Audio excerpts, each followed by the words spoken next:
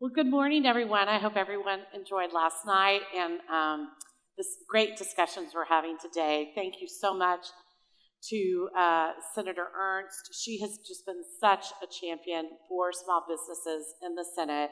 And as the name of our panel indicated, joke on this, for the many small businesses here, of which I'm one as well, I have to say that regulation is a real problem for small businesses. They are disproportionately affected, especially compared to the larger counterparts. I am Karen Harned. I serve as Senior Vice President of Policy for Job Creators Network, and I'm bringing, an excellent panel to discuss regulation and deregulation and what it means for small businesses, what the Trump administration's deregulatory effort means for our future, and also in light of the Loper-Bright decision that Senator Ernst referenced, what that also means as all of our grassroots efforts continue to really hopefully help the congressman and Mr. Zeldin and the president as they try to, unwind the regulation that we've seen, because as the senator said, we have a fourth branch of government of unelected bureaucrats. They are not accounted to the people. Nobody voted for them, yet they unfortunately have a tremendous amount of power over all of our lives. So I'm going to first introduce briefly each of our panelists, and then give them some questions, and we'll have a conversation. So the first is former Secretary Alex Acosta. He was Secretary of Labor under the first Trump administration, did an excellent job on deregulation there, and really is going to provide some useful insights as well.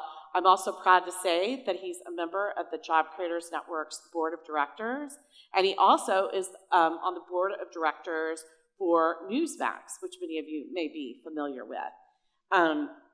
Secondly, we have Mr. Mike Collins, representative from Georgia, and he's the 10th district here. He just informed me that the first time he was ever elected was in 2022. So he's one of us. He felt the call and took it on, and he is going, he's playing a pivotal role with regards to DOJ and their activities of unwinding regulation and looking for inefficiencies in the government. So he'll be talking to us a little bit about that. Then we're joined by E.J. Antoni, and he is an economist with Heritage Foundation. If you all are not familiar with Heritage's work, I really encourage you to look them up. They are the brains behind the policies that drive so much of the conservative agenda in this country today. I use them often for data and analysis, and EJ's got a great handle on the cost of regulation and what that means for small business. And finally, the man that I think needs no introduction, EPA Administrator Lee Zeldin. What a treasure. As you recall, he nearly got us there in New York with the victory as governor, but New York's loss was America's gain, because we now have him in one of the most important posts in America at the Environmental Protection Agency. And I would argue, as we're going to discuss with the administrator, they really have been in the past the biggest regulatory burden that so many people face, creating one of the biggest regulatory footprints. And I'm encouraged that we have a breath of fresh air and a lot of good work here to unwind that. So with that, I'm going to kick it off with former Secretary Acosta. And Mr. Gallagher referenced earlier in his remarks the job numbers that just came out. And I want you to put that in perspective with regards to our topic today of regulation and deregulation. Well, thank you, Karen. As Karen mentioned, the job numbers came out just an hour ago, a little over an hour ago. And the economy created 177,000 jobs last month, which is great news, a lot more than was expected. Very good news. Here's what I want to talk about, though. When we talk about deregulation, we kick around billions in costs and billions in costs, and these numbers are so large, it's really hard for us to fully, I think, understand them. What's a few billion here and a few billion there? What does it mean to us? Here's what it means. Last year, our economy generated 1.5 million jobs. Of those 1.5 million jobs, only 200,000 were true private sector jobs. So what were the other 1.3 million jobs? So 400,000 were government jobs, state, local, and federal jobs. 900,000 is what I'll call government adjacent. And what I mean by government adjacent, if you look at the data categories, there's a category for healthcare services and a category for education services. These aren't the doctors, these aren't the nurses, these aren't the teachers, these are the administrators, AKA bureaucrats, that go into the system. 900,000 jobs for bureaucrats in healthcare and in education. That's the biggest job category for last year. Are we healthier as a country? Are we more educated as a country? This is what regulations do, ladies and gentlemen. We generated 1.5 million jobs and only 200,000 were in true private sector jobs. Okay, so fast forward. So I added up the job data since President Trump took office. Surprise, surprise, we're not generating as many government jobs. So far this year, we have 20,000 more government jobs. How can we have more government jobs? This includes state, this includes local jobs. The federal government shrinking, states need to figure out what they're doing and shrink as well. Local governments need to shrink as well. But we only have 20,000 as opposed to 400,000 government jobs. We still have 200,000 more bureaucrats in healthcare and education so far this year. That's why education is so expensive. That's why healthcare is so expensive. It's not the teachers and the doctors and the nurses. It's the folks that have to comply with all the regs and the oversight. But here's the great news. Since President Trump took office, we have already created as many private sector jobs as all of last year combined. And so I wanted to, talk about the jobs numbers in that context because I think it drives home what the real cost of regulation is. It's not just the time wasted filling out forms for all of us at home as individuals. It's not just the time wasted by small businesses filling out forms and spending money complying with regulations from agencies that they don't need to be complying with, but it's also diverting all our valuable capital to compliance industries. We shouldn't be a nation of compliance specialists. We should be a nation that produces things. That is great. Thank you so much, Secretary. So I buried the lead, Congressman, because he also is not just one of us because he hasn't lived his life in public as a congressperson, but he also, for 30 years, ran a trucking business. And so he, as I can imagine, knows regulation firsthand. He is leading some of the biggest efforts in Congress to work with DOJ to find inefficiencies and deregulate in the federal government. And so I was hoping maybe you could talk a little bit about that. Yeah, sure. And I guess I want to kind of set the stage first because what I ran on was a federal government, a fourth branch of government. These federal bureaucracies out there, they're out of control. They're not just overburdensome, but they're not accountable for anything. They don't answer to you. You can send comments. They don't care. Their job was to destroy the American economy and the small businesses across this country. I felt it. You're exactly right. I'm second generation in the trucking industry. My wife and I, we started with one truck 30 some odd years ago. Today, thank the good Lord, our sons run that business now. But I saw firsthand what was going on out there. So you fast forward and you say, well, why hasn't Congress been doing anything about this? Well, for the past 2 years that I've been sitting in Congress, I can tell you the number one phrase that I have sat through these hearings with these agencies is, my God, this doesn't make common sense. What are you doing? Well, they don't have an answer for that. The only thing they would answer is we need more money, more people, more money, more people. We got enough people in the federal agencies. What we didn't have was accountability.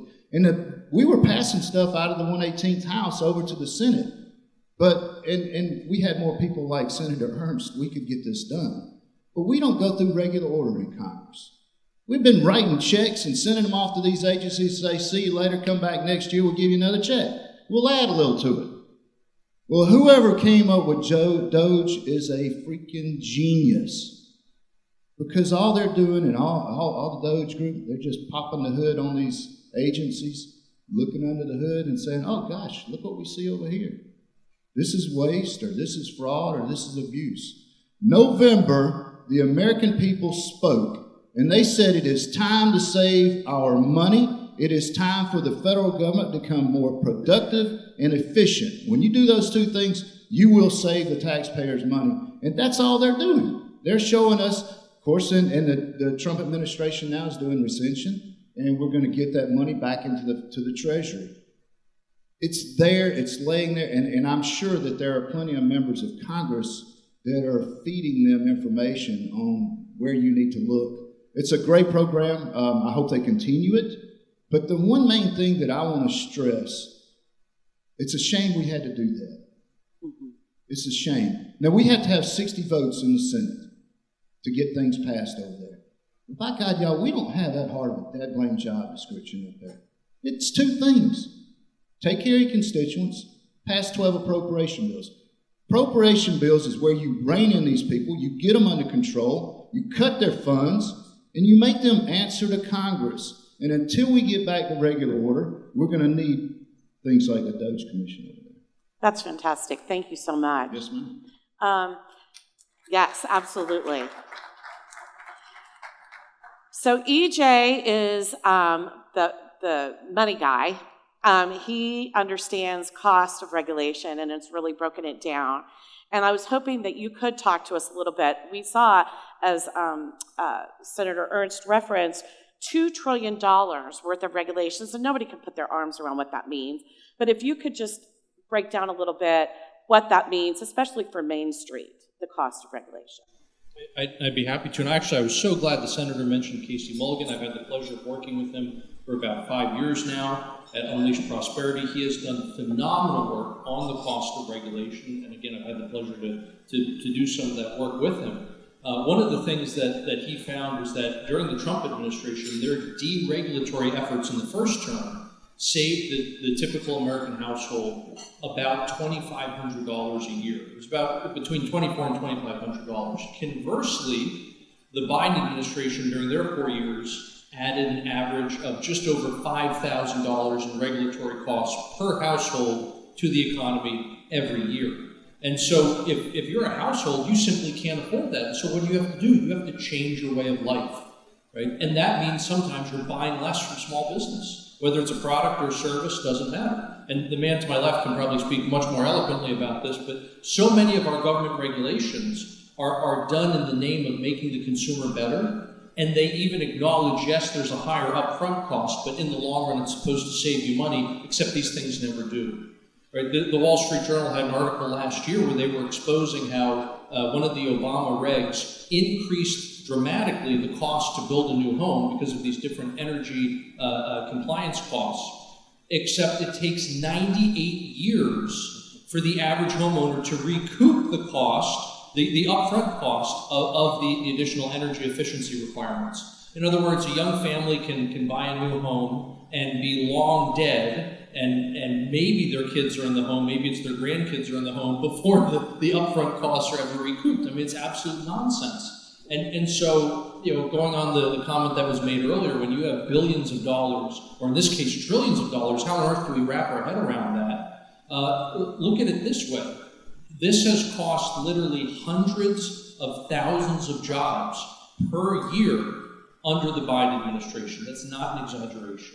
And so when you think about, okay, a lot of the jobs, as the Secretary was saying, a lot of the jobs that we've been adding are either government or government adjacent. Take that away, and then you calculate in all of the foregone jobs from regulatory costs, let alone higher taxes and everything else, and you realize that we are deeply in the red. Deeply in the red. And there's a reason, I think, why Trump won the election so overwhelmingly with every swing state with the popular vote, etc. It's because people are so tired of this. And this is where, when we look at things like the inflation-adjusted income, we find not just the monetary costs of the Fed printing all this money to cover government deficits, but we also find the built-in, the hidden regulatory costs, right? This is where you find that massive drop in people's inflation-adjusted take-home pay. So that all of a sudden, yes, I'm getting paid more, right? The weekly paycheck is bigger than it ever has been, but it buys 4% less than it did 5 years ago, or excuse me, it buys about 4% less than it did 4 years ago. And the reason for that, again, is not just the government spending too much, which it did. It's not just the Fed printing too much money, which it did, but it's also this massive regulatory burden, which again, over the 4 years of Biden, amounts to over $10,000 for the typical household. That means foregone purchases, right? That means whether it's products or services, that means having to work more. We saw it increasingly under Biden, more and more people having to get a second or even a third job, a lot of part-time gigs, in order to try to make ends meet. So these costs are absolutely very, very real. Thank you. So, Administrator, we're celebrating the first 100 days of the administration, and I would love, I got to see your speech yesterday at a manufacturing firm here in South Carolina. I'd love to hear your take on deregulation, and also, you know, people do want clean air and clean water, but I have a hunch you think that we can have that without having overregulation. I'd love to get your thoughts on that. First off, it's great to be with Job Creators Network, and I want to recognize Bernie Marcus, who I was very close with, and he supported Job Creators Network so much, and I'm sure that he would be loving every minute of not just us being able to get together like this, but what we're about to talk about, which is the actual progress that we're witnessing on the deregulatory front. When I hear you reference the term regulatory burden, for me, I'm hearing deregulatory opportunity. EPA is going to do more deregulation in 2025 than entire federal governments across the entire federal government across all agencies across an entire presidential administration. One agency, 1 year. We announced on March 12th dozens of deregulatory actions. Our goal is to get everything done in 2025. We're not pacing ourselves.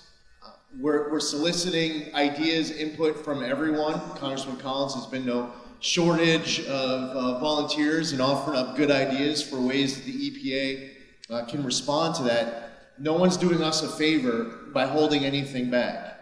Every good idea that we're getting from all across America, we're implementing. And one of the questions I get asked is, what surprises you the most? What was the biggest shock once you came in as administrator of EPA? The biggest surprise is just how much we're able to do at once. A lot of these regulations that were pushed through in 2023 and 2024 in the second half of the Biden administration are across all sorts of different offices inside of EPA. So we can have the Office of Water work on WOTUS, which is what Senator Ernst just referenced, Waters of the U.S., while the Office of Land and Emergency Management is working on coal ash CCR, and the Office of Air and Radiation is working on their deregulatory agenda. The biggest one was the Office of Air and Radiation, because so much of the deregulation is inside of the Office of Air and Radiation. So I thought that the team was going to come back to me and say, okay, we're going to be able to get these three things done first, and then 5 or 6 months later, we'll be able to tackle these next three things. And I thought maybe over the course of the first couple of years, we would be able to get through really close to everything we needed to get done. Now, I know what I wanted to do was to get everything done at the same time right away. But I set my expectations in a way where I thought, okay, that, our political team, there's 15,000 people at the agency, but a lot of them are career staff. How much are we going to be able to do coming in with a political team in the Office of Air Radiation initially with 3 people? Well, those 3 people, before they had any other backup, came to me and said, we're going to do everything this year. Now, we went around this room and I was asking you which particular regulatory priorities are most important to you. It depends whether you care about coal or natural gas. You're trying to build pipelines. You're from the oil industry. you're from the steel industry at Nucor, you're a state. What was wild that night when we made the announcement, this guy Bill Weir, who's the chief climate correspondent for CNN, is on air reporting on Caitlin Collins' show that the EPA was rushing out so many press releases so quickly about so much deregulation that they forgot to proofread their press releases. And they put up an example on the board of something called Quado BC, which is an actual regulation that is very important for a whole lot of companies out there and communities for us to address. And CNN's chief climate correspondent puts up this press release and says, look at them rushing it out. It says 0000B/C. They forgot to get rid of their placeholder. And Caitlin Collins says, whoops. This stuff is real life. For Nucor Steel and their ask with regards to NAAQS PM 2.5, or social cost of greenhouse gases, social cost of carbon, the endangerment finding, MATS, mercury and air toxic standards, the Clean Power Plan, Good Neighbor Plan. By the way, they're really good with coming up with names. But when you dig into the weeds, there's a lot for us to fix. And the last thing I'll say is this. Senator Ernst referenced a Supreme Court decision called Loper-Bright that overturned the Chevron doctrine. It says that I at EPA cannot fill in some vague language in statute by creating my own twists on what is law. As an agency head, I can't be making law. Great decision by Supreme Court. They tied my hands behind my back, and I say thank you. You care about durability? I could do the right thing during my time as EPA administrator. What you should fear is whoever may be the administrator in the future, if the pendulum swings in the other direction and the presidential election goes in a different direction. For us, we want to make you proud. I want Mike Collins to be able to stand in front of the most conservative members of his congressional district. This is my goal. It'll never happen. And Mike Collins to tear open his shirt, and under it, it says, I love EPA. We're working on it, Mike. We're working on it. We're not there yet. We're getting there. That's fantastic. Thank you. So, Secretary Acosta, what we've heard from the administrator and how they're flooding the zone on deregulation this term. What are the lessons learned that you had in your first term? What were the difficulties, opportunities you faced at the Secretary of Labor, another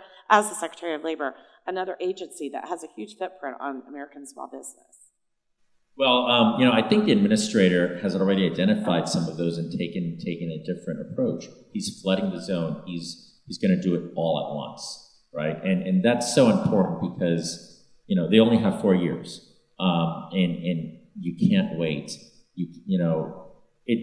If you look at the number of confirmed officials now in April, and you look back at the first term, it took so much longer to staff up. It took so much longer to get going. And President Trump realized that, and he came in and wow, it's been an amazing 100 days. He was ready to go, not on day one, he was ready to go on day -10, right? Those executive orders were already typed, they were edited, they were reviewed, they all came out right away.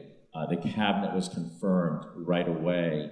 I'm trying to think back to the exact date, but as Secretary of Labor, I didn't come on board until about this time in the first term. And that gives you a sense for how much faster things are happening now. And that matters because after the administrator writes, when you have a regulation, you can't just take it off the books. You actually have to write a regulation to remove the regulation. This is the way government works, right? So you need to write a regulation to remove the regulation. And then you have to go through the cost-benefit analysis of removing the regulation. And so that has to go to the economists that do the cost-benefit analysis. Then that has to go to the Office of Management and Budget that has to review the analysis and review the regulation.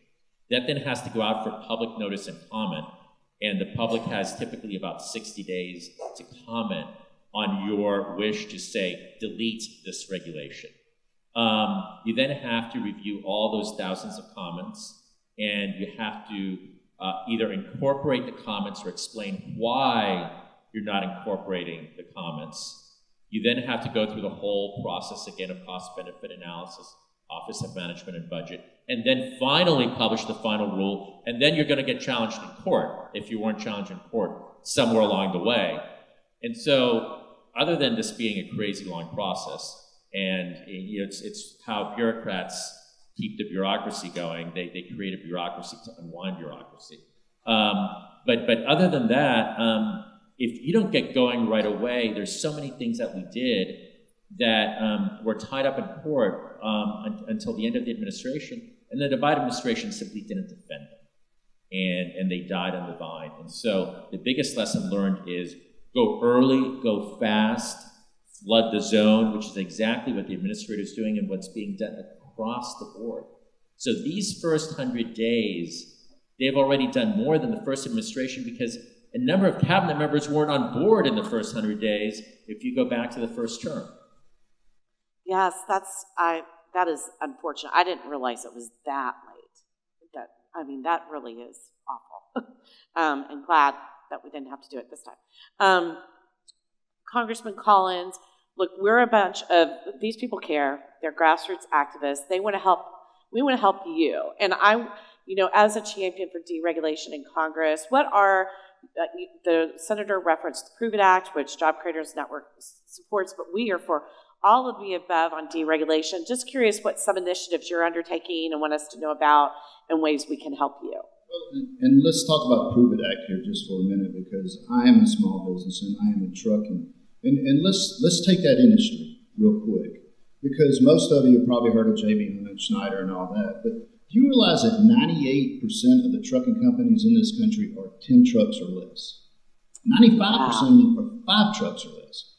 And the Prove It Act, all it does is it simply says that we understand that you're going to have some regulation, but these over-regulated, these burdensome regulations that have been out there, they are destroying the small business, and they don't have a seat at the table. They don't have anybody there representing them. Now, 2% of the trucking industry, they can eat some of this stuff, and they can also have a bigger voice because they've got more lawyers and more accountants, where we don't really have any. And that act will allow us to at least post our notice or our opposition or approval or whatever it may be towards whatever regulation is out there. And I'll give you a couple more examples. I also sit on, I don't now, I sat on the board of one of the largest credit unions in the state of Georgia, was chairman. And during the Biden years and the Obama years, we were gobbling up smaller credit unions. And there's a reason for that. Every time new regulations came out, they couldn't afford to hire people to handle the regulation. And so what was your option? Either close the doors or merge into somewhere else where you could allow your people, the members of the credit union, to at least still have financial services. Or you take a small business person. I'll give you another example. Let's take an electrician or a plumber. People that work not in an office, but they're out there all over the community working. The banking regulations that are killing, we need to do something about our financial regulation. CFPB, they could get rid of them tomorrow. I am so thankful that they are crushing that crowd over there. It's time to get rid of them. They're out of control. But you take small businesses, they're working in the field all day. Do you think they really have time to go home at night, sit down and fill out everything they need to grow their business, maybe with a bank? They just don't do it. And it kills the growth of the small businesses. I'll give you another instance. Back during the Obama years, now most of my district is rural, and I live 10 miles from where I grew up, where my business is. I've been in that area all my life. By the way, go Dogs! I had to say it.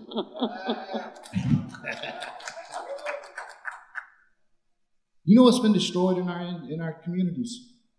Small rural hospitals. They're gone. And there's a reason for that. Not just Obamacare, But the fact that they regulated them to the point where they just couldn't afford it. And you had a lot of small local communities that owned those hospitals. And so you've seen the hospitals go away. And what does that do to a small community? Because when a business comes in, they're going to want to know two things. What's the education like? What's the health care like? In case something happens, we've got something nearby. And that has just destroyed rural Georgia. So that's why we need the Prove It Act to make sure that we have a seat at the table. Can I just jump in? And I want to highlight something that the congressman said that is very, very important. Sometimes government will say, oh, we consulted industry and they're okay with this regulation. Here's what's going on there. They're not consulting the small businesses. They're not consulting all of you, right? And so the company that has 10,000 trucks can hire an army of compliance specialists. That's these 900,000 folks that we created those jobs to comply with the regulation. And they actually might be okay with it because it's a way to push all their small business competitors out of business. And so when government says, oh, we've consulted with industry, it's really important to make sure that it's not, oh, we consulted with the big players that might say, oh, it's okay because they can put all the small businesses and eliminate the competition and then charge the consumer more money, right? And the Prove It Act is so important because it empowers the small businesses. It's all about cost to small businesses. And he's right. But don't get me wrong. Now, small business needs big business. I mean, we couldn't survive without larger businesses, whether it's small trucking companies buying the used trucks from the larger trucking companies. But you're exactly right. I'll go a step further. The federal government under the Biden administration and the Obama administration, they wanted all businesses out. In my opinion, they were pushing such a socialistic agenda. They didn't want you to make any decisions. They wanted everything for you to do, whether it was from birth to death, healthcare, no matter what. They wanted you to look to the federal government for the answer. And by God, that's not the United States of America. And thank God we got President Trump up there who believes in America first and the America first agenda. And we are well on our way to taking our country back. That's great. And EJ, I'm going to come to you in a second, but I feel like there's a good segue to the administrator on what you just said, the America First. Yesterday, you were at a local business that is in America, and we hear a lot about globalization and how so many of our businesses have offshored. And I'm just curious, Administrator, your thoughts on how regulation has played a part in that, and what the America First agenda means for making the regulatory footprint better in America so that people can do business here. Yesterday, Vice President Vance and I were at Nucor Steel Berkeley in South Carolina, and it is an amazing steel operation inside of those walls. Some of the ideas inside are ideas that were around decades ago in what you would do with scrap metal to liquefy it and produce steel. But the way that infrastructure, IT, technology has evolved, AI has become part of American companies and American innovation was wild. Vice President Vance sat down at one guy's station and it was like sitting inside of a spaceship. And the vice president was a bit nervous about pressing any buttons. They put him in charge of an operation where if something goes wrong while he's sitting there, if he presses the wrong button, it's going to cost that business a lot of money. The CEO did say, even if you press the wrong button, what you are doing to negotiate new trade deals will have much more of a benefit for us at Nucor than whatever it would cost us if you press the wrong button. So the vice president felt a little bit better about it. Unfortunately, he went through the experience and did a very good job. The feedback we get from these business owners as we travel the country, and this is the 17th state that I've been in since I was confirmed at the end of January. President Trump believes in his cabinet getting outside of DC and to be all across America. The feedback that we get from business owners all across this country is very specific feedback of a burdensome regulation that does not make sense. There's a better way of doing it, and then we just fix it. What I've gotten a really big kick out of working with President Trump in this process is you just heard the secretary talking about the rulemaking process and the different periods that we go through, and two of the periods give the Office of Management and Budget 90 days to be able to review these regulations. And the National Governors Association was at the White House, and I'm having a conversation with Russ Vogt, the new director of OMB, about one of the rules that we referenced here during this panel.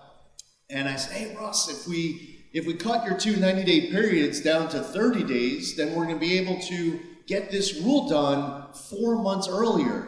He was very receptive to the idea. It was a great conversation. The next day on Sunday, the president calls, and he had a few different topics in mind. One was this rule.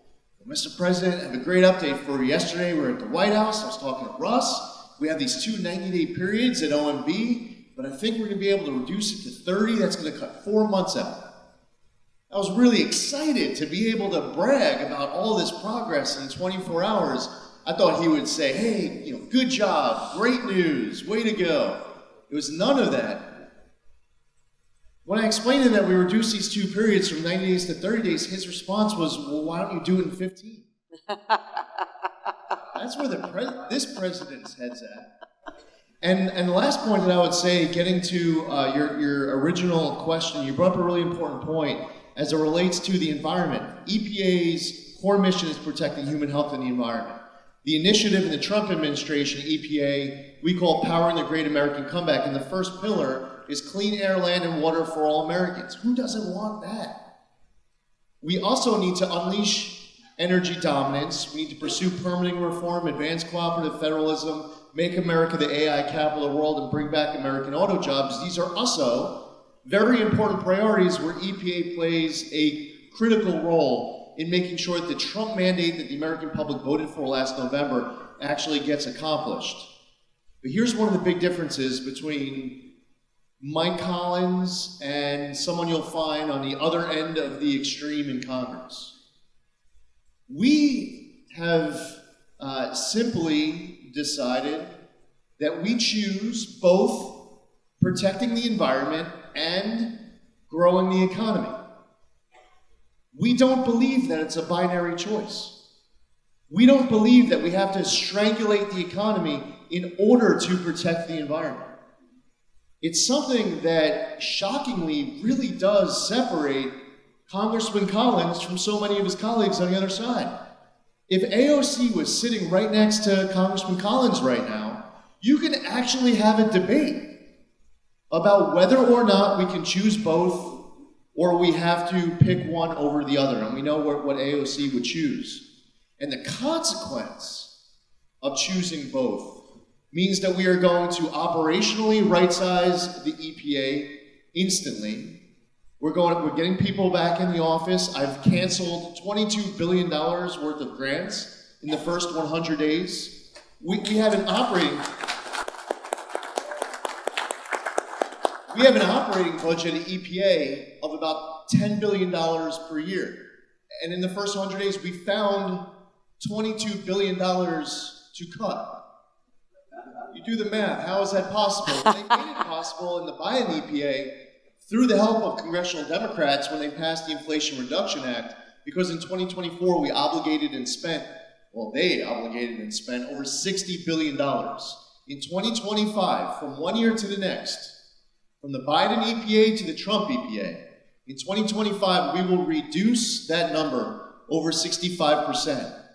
And we're going to keep going from there to operate as efficiently as possible. You asked me, how many people do we need to fulfill our statutory obligations? What is the right number at the EPA? I don't want one more or one less than what we need to be able to do our job. And I'll end right where I made the point as it relates to Mike Collins. I want all of you to be proud of the EPA. And I strongly believe, I know, that we're going to be able to get there. I feel it that we're already making progress. I would hope that all of you here at Job Creators Network has your chin just a little bit higher, standing just a little bit taller, because of what happened last November, because of who is in place, running all of these different agencies, and fulfilling that Trump-Vance mandate and what that progress means for America. So I say this: we choose both, we'll protect the environment and grow the economy, and we're going to make a whole lot of Americans proud. Maybe all of you next time. We'll come back next year, and you surprise me. It'll be an amazing treat when we'll have to get the cameras out. And Secretary Acosta, you as well. What do you think, Mike Collins? You'll lead the way. And we'll be selling merch. I have, this is the last of the vision. I want all of you, when you go to visit Washington, D.C., to go to the gift shop just outside of the White House, and you can't even purchase your I Love EPA merch because it's sold out. Amen high. Oh, that's great. Awesome. Before we turn it over to the audience for questions, EJ, I do want to focus a little bit on, globalization, because the small business owners, they can't offshore. And when you look at the numbers on that and the impact of the regulatory footprint, is that part of the reason we've seen the globalization is regulation here in America? That's a great question. I'm going to try to synthesize so many of the excellent points that have already been made by my fellow panelists. When we look at a lot of the regulations that we've seen over the last several years, what we find is a disproportionate negative impact on small business. And as evidence for that, you can see not only the effect on the number of small business or the total sales in small business versus big business, but you can also look at who is supporting these regs. Right? It's something like the minimum wage. Who are the biggest supporters of the minimum wage? Especially increasing it. Walmart, Amazon. Why? Because it drives out their small business competition. Now, I'm not here to rag on Amazon, right? The point was made earlier by the congressman that small business and big business need each other. More than half of the stuff sold on Amazon is from small business. So it's not as if there has to be any kind of animosity there. But whatever the case, the fact remains that regulation still disproportionately affects small business. The compliance cost disproportionately hurts small business. It's a lot easier for a large firm to hire the accountants and the lawyers necessary to comply or get around regulation than it is for small business. And I'm preaching to the choir in terms of the size of your margins and the size of the margins at large business. So we don't have to go into that. But when it comes to, again, trying to get around those regulations, trying to save costs, one of the ways that a lot of firms have chosen to do that, if they're able to, is through offshoring. And look, I support everything the administration is doing in terms of trying to get better deals for American manufacturers and for American exporters. I'm not here to argue about tariffs. The only thing I will say is that the primary reason that we are hurting in this country is not international trade. I'm not saying it doesn't have an impact. It certainly does. When other nations make it impossible for our business, small or large, to make stuff here and ship it abroad, when we don't have access to foreign consumer markets, that absolutely hurts us. It reduces the demand for American products, that reduces the demand for American labor, and that puts downward pressure on wage growth for American workers. All that's bad. And so that's a big reason why I support everything the administration is doing in terms of trying to get better trade deals. But the fact remains, most of what ails us are self-inflicted wounds, whether it's overtaxation or in this case overregulation. Let's say the typical manufacturing worker in this country makes about $50,000 or $60,000. It's not uncommon for the manufacturer, the employer, to have to pay another $50,000 or $60,000 per year in regulatory compliance costs once you look across all agencies and across all departments of government. In other words, we have doubled the cost of employing Americans in manufacturing because of regulation. That is unforgivable. That is not acceptable. And that is a key reason why so much has been offshored, and why we have resorted to globalization, and I use that in this case in a negative sense. I don't use it pejoratively always, but in this case it has been negative. where we have been forced to essentially rely on the lack of regulation overseas to counter the over-regulation here at home. And so if you want to, I would say, reverse the negative effects of globalization while also keeping the positive effects, a great way to do that would be massive deregulation. And I'm so glad to hear and to see that from the administrator, that is already well underway. And so it's a big reason why I am so hopeful about the rest of this administration's term. Excellent. Are there any other comments that you all would like to make before we take a question? No, I would. I'd like to bounce off of that for a minute. I want to give you a couple of stories. I like to tell people what I've seen in Congress. And here's the first thing. You're talking about regulations that have chased overseas, directly to China. We're down to 3 smelters in this country for our own critical minerals. We got more critical minerals under our own dirt than anybody in the world. But yet we can't get permits for them because the EPA won't do it. And also you can't smelt it. As a matter of fact, the majority of the minerals that we are mining, guess where it's going to be processed? China. We send it over to China, they process it in their green new factories, and then they ship it back on those green ships. That's the type of stuff we've got to fix because we have regulated or taxed industries out of business. The other thing do you realize that there on the Snake River, there are 4 dams in the state of Washington right now. They produce 8% of the power, and this is a good AOC story. 8% of the electricity on those 4 dams. They want to tear them down. Why? Because they're only 98.5% successful at getting those salmon up and downstream. 98.5, but we want to tear down so 8%, but everybody wanted to go electrification on everything, but you're going to take away 8% of the electricity. What common sense does that make? Especially when you've got a population of like 10,000 sea lions sitting down on the coast down there just waiting on their buffet to come down. You're protecting something that's just going to get eaten anyway. And I'll say one other thing that I have seen over the past 2 years. The DEI that went through these agencies is outrageous. I'll give you one good example. When I got there in January, 3 weeks later, NOTAM went down. I don't know if y'all are familiar with NOTAM or not. That's what monitors and moves your airplanes around the runways and gets them off the ground. NOTAM went down. That's a 30-year-old software. 30 years. How many of y'all are running 30-year-old software? Nobody. Well, the FAA is. Pete Buttigieg, in his infinite wisdom, decided. Now, this is called Notice to Airmen. That's the acronym. But in his infinite wisdom, he decided to spend tens of thousands of dollars to change the acronym to Notice to Air Missions. Man, that really helped, didn't it? It almost shut down an industry for days. But that is the type of asinine stuff that we hear on a daily basis that was not getting any attention. Pete Buttigieg wouldn't address that. Now, we're sitting over there running copper wires on radar technology. No fiber, but you can't upgrade the technology because you don't have fiber run. So we spend hundreds of millions of dollars just to repair stuff, and you don't even have parts. They have to make parts, just replace parts that have been long obsolete. Thank the good Lord we got somebody like Lee Zeldin sitting over there that's taking the helms and saying, we're going to fix this mess, and we're going to get this place back on track. And if I have to wear that shirt, I will. I thought maybe you were going to say, when I ripped it open, it was going to say, no, I'm not Brad Pitt. Well, by the way, I just want to update, a very good update about the copper, the smeltering and critical minerals is that actually at the Trump EPA, we're approving all of that. So while that's a little bit of an update on Congressman Collins's very important point, we want to get things approved as quickly as possible. And the president was at the stock exchange during the transition to ring the opening bell.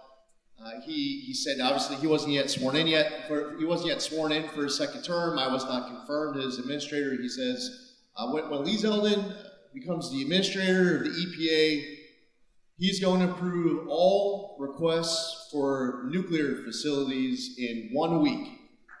And so the media started, I spent the day with the president, the media starts reaching out, and the president was serving as my communications director for the next few hours. The first inquiry comes in from one of these DC outlets, and it's filled with all sorts of serious questions to try to probe the feasibility of getting a nuclear facility done start to finish in 1 week. The president points out, you should tell that reporter, remind that reporter that I was kidding. And he pauses for a bit, for a moment. He says, tell him you'll get it done in 2 weeks. That is great.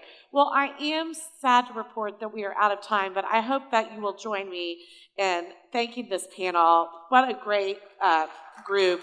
Wonderful wisdom. Thank you so much.